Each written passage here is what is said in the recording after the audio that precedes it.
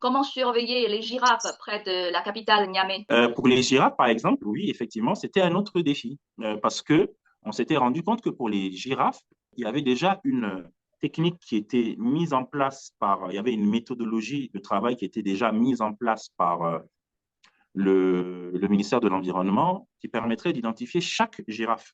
Donc, si vous voulez, vous avez un peu comme un album photo avec les flancs des girafes, les différentes girafes. Chaque girafe s'identifie par les taches.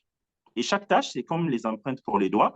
Et donc, du coup, quand on veut compter les girafes, imaginez-vous, vous avez les agents qui doivent se déplacer pour aller sur le terrain. Ils doivent identifier une girafe, la prendre en photo et regarder dans l'album le soir à quelle girafe ça correspond.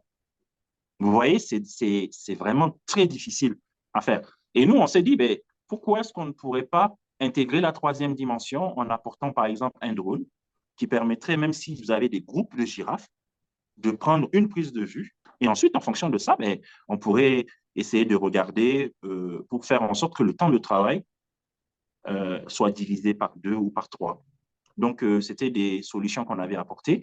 À l'époque aussi, l'intelligence artificielle n'était pas aussi développée qu'aujourd'hui, mais déjà, on avait des idées. On se disait, mais ça serait bien parce que si on pouvait avoir une base de données sur les girafes qui sont déjà identifiées dans une IA, donc ça veut dire que quand vous allez prendre la photo, eh bien, tout de suite, directement, l'IA pourrait identifier de quelle girafe il s'agissait. Donc, cette D'accord. mission a été beaucoup plus un test pour voir quelles sont les potentialités, qu'est-ce que la technologie permet.